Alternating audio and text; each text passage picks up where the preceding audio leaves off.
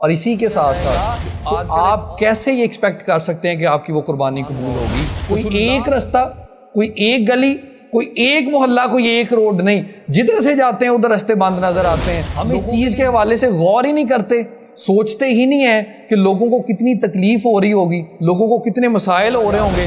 یہ مصطفیٰ صلی اللہ علیہ وآلہ وسلم کی شریعت ہے۔ کیجئے کہ اگر کوئی جان دینے نکل جائے، جان قربان کرنے نکل جائے اور وہ رستہ بند کر دے تو رسول اللہ صلی اللہ علیہ وآلہ وسلم ارشاد فرماتے ہیں اس کا کوئی جہاد قبول نہیں ہے۔ تو قربانی کس طریقے سے قبول ہو سکتی ہے جس کے اندر؟ اور اسی کے ساتھ ساتھ جو آج کل ایک اور کام شروع ہو گیا کہ رستے بند کر دیے جاتے ہیں، ٹینٹ لگا دیے جاتے ہیں، روڈز روک دیے جاتے ہیں، کیا جی قربانی کے جانور آئے ہوئے ہیں۔ اللہ تعالیٰ قرآن مجید میں ارشاد فرماتے ہیں یا ایھا الذین آمنوا لا تبطلوا صدقاتکم بالمن والعذا، اے ایمان والو احسان جتا کر اور اذیت دے کر اپنے صدقات کو باطل نہ کرو، صدقات کو برباد نہ کرو۔ اندازہ یہ کیجئے کہ جب صدقات جو ہیں، جو صدقات نافلہ ہیں، وہ اذیت دینے کی وجہ سے باطل ہو جاتے ہوں، برباد ہو جاتے ہوں، تو یہ جو قربانی واجب ہے، اگر اس کی ادائیگی کے اندر اس طریقے سے اذیت دی جائے گی، رستے بند کیے جائیں گے، لوگوں کے لیے تنگی کا سامان کیا جائے گا، تو آپ کیسے یہ ایکسپیکٹ کر سکتے ہیں کہ آپ کی وہ قربانی قبول ہوگی؟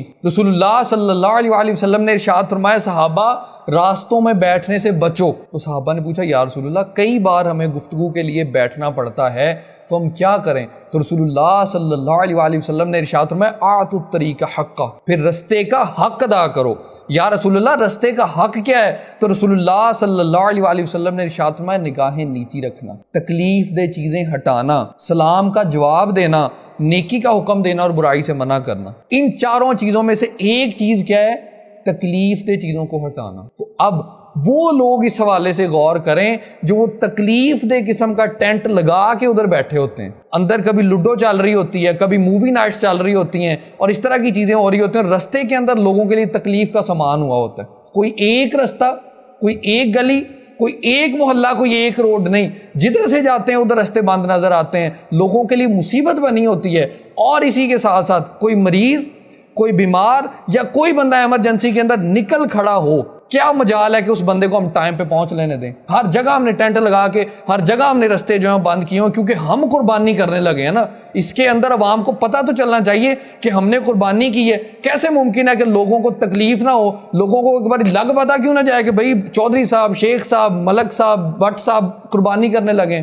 کیسے ممکن ہے کہ ہم ان لوگوں کو پتہ نہ لگوائیں ایک باری؟ اور رستہ بند کرنا رسول اللہ صلی اللہ علیہ وآلہ وسلم کا فرمان ابو داؤد شریف کے اندر موجود۔ جب کچھ لوگوں نے جہاد کے موقع کے اوپر منزلیں تنگ کی، جدھر رکے ہوئے تھے ادھر زیادہ جگہ گھیر لی اور رستہ بند کر دیا، تب نبی کریم صلی اللہ علیہ وآلہ وسلم نے ارشاد فرمایا من ضیق منزلا او قطع طریقا فلا جہاد لہ، وہ بندہ جس نے منزل تنگ کی یعنی کہ زیادہ جگہ گھیری اور کیا، اور جس نے رستہ بند کیا، فلا جہاد لہ، اس کا کوئی جہاد نہیں ہے۔ آپ سوچئے، اندازہ کیجئے کہ ایک شخص جو اپنی جان دینے کے لیے نکلا ہوا ہے، ایک شخص جو اپنی جان قربان کرنے کے لیے نکلا ہوا ہے، گھر بار چھوڑا ہوا ہے، اس شخص کے بارے میں نبی کریم صلی اللہ علیہ وآلہ وسلم نے ارشاد فرمایا ہے اگر وہ بھی رستہ روکے تو اس کا بھی کوئی جہاد نہیں ہے، کوئی جہاد قبول نہیں ہے۔ اللہ کے بندو، غور کرنے کا مقام ہے، سوچنے کا موقع ہے کہ ہم آج کس طرف چل پڑے ہوئے ہیں۔ ہم اس چیز کے حوالے سے غور ہی نہیں کرتے،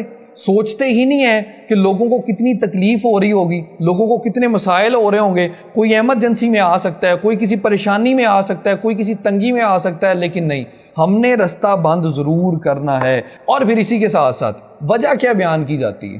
وجہ بتائی جاتی ہے جی کہ جانور جو ہیں وہ جب گاڑیاں گزرتی ہیں یا بائک کے ہارن بجتے ہیں یا گاڑی کے ہارن بجتے ہیں تو جانور ڈر جاتے ہیں۔ اللہ کے بندو، یہ جانور کوئی آج پیدا ہوئے ہیں؟ ہم نے دیکھا ہوا ہے ہمارے گاؤں کے اندر اتنا بڑا چلتا روڈ ہے، اس کے سائڈ پہ لوگوں کے ڈیرے ہیں اور لوگوں کے جانور ادھر رہ رہے ہیں، ساتھ بالکل روڈ ہوتا ہے اور اسی کے ساتھ جو ہے وہ کھیت ہوتے ہیں، ادھر جانور چل رہے ہوتے ہیں، ادھر سے گاڑیاں گزر رہی ہوتی ہیں، بسیں گزر رہی ہوتی ہیں، کنٹینر گزر رہے ہوتے ہیں، کوئی جانور نہیں ڈرتا۔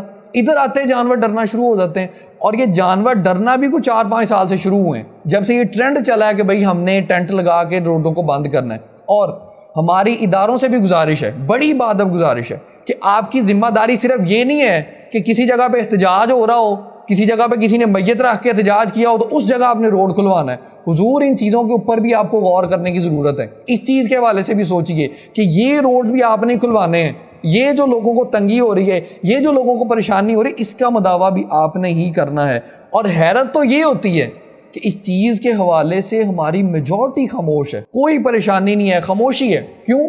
کیونکہ ہماری بہت ساری مذہبی تحریکیں بھی اجتماعی قربانی کی آڑ کے اندر اپنے مدارس، اپنی مساجد کے ارد گرد اسی طریقے کے کام کیے ہوئے ہیں، رستے بند کیے ہوتے ہیں، اجتماعی قربانی ہے جی، بیل آئے ہوئے ہیں جی، وہ گائیں آئی ہوئی ہیں جی، اس وجہ سے رستہ بند کیا ہوا ہے۔ نا نا نا نا نا، ایک عام قانون نہیں ہے کہ جو موم کی ناک کی طرح کسی بھی طرف موڑا جا سکے۔ یہ مصطفیٰ صلی اللہ علیہ وآلہ وسلم کی شریعت ہے، ایسا نہیں ہو سکتا۔ فرمان رسول اللہ صلی اللہ علیہ وآلہ وسلم کا ویسے ہی رہے گا، اسی جگہ پہ رہے گا۔ من ضیق منزلا او قطع طریقا فلا جہاد علیہ، کہ وہ بندہ جس نے رستہ بند کیا اس کا جہاد نہیں ہے۔ تو غور کیجئے کہ اگر کوئی جان دینے نکل جائے، جان قربان کرنے نکل جائے اور وہ رستہ بند کر دے تو رسول اللہ صلی اللہ علیہ وآلہ وسلم ارشاد فرماتے اس کا کوئی جہاد قبول نہیں ہے۔ تو قربانی کس طریقے سے قبول ہو سکتی ہے جس کے اندر اس قدر لوگوں کو اذیت دی جائے؟